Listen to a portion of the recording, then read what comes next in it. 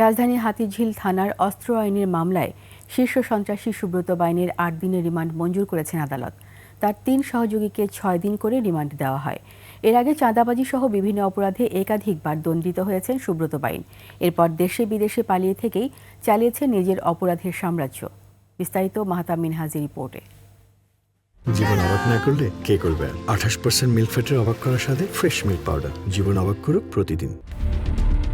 শ্রীমতী সুব্রত বাইন কলেজে পড়ার সময়ই জড়িয়ে পড়েন অপরাধ জগতে।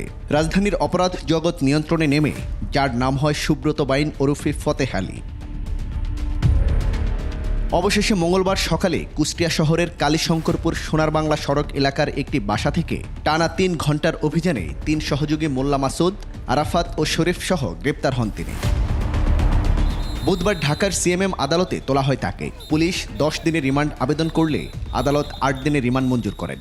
উভয় পক্ষের বক্তব্য শোনার পর বিজ্ঞ আদালত সুব্রত বাইনকে ৮ দিনের রিমান্ড মঞ্জুর করেন এবং মোল্লা মাসুদ সহ বাকি ২ জনকে ৬ দিনের রিমান্ড মঞ্জুর করে তাদেরকে জিজ্ঞাসাবাদ করার জন্য তদন্তকারী কর্মকর্তার হেফাজতে প্রদান করেন।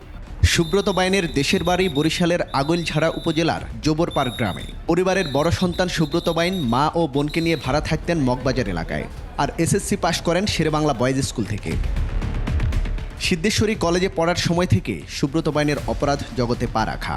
১৯৯১ সালে জাসদ ছাত্রলীগ নেতা মুরাদ হত্যার ঘটনায় যাবজ্জীবন সাজা হয় সুব্রত বাইনের।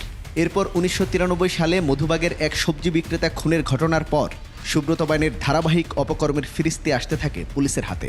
মগবাজারে বিশাল সেন্টারে চাঁদাবাজির ঘটনায় তা আরও ফলাও করে ছড়িয়ে পড়ে। এরপর মগবাজার, রমনা, কারওয়ান বাজার, মধুবাগ এলাকার অপরাধ জগতের ডন হয়ে ওঠেন সুব্রত বাইন।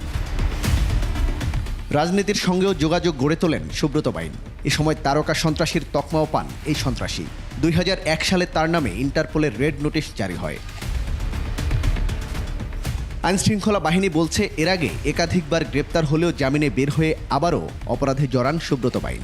এমনকি ভারতে পালিয়ে থাকা অবস্থাতেও ২০০৮ ও ২০১২ সালে কলকাতা পুলিশের হাতে গ্রেপ্তার হন তিনি।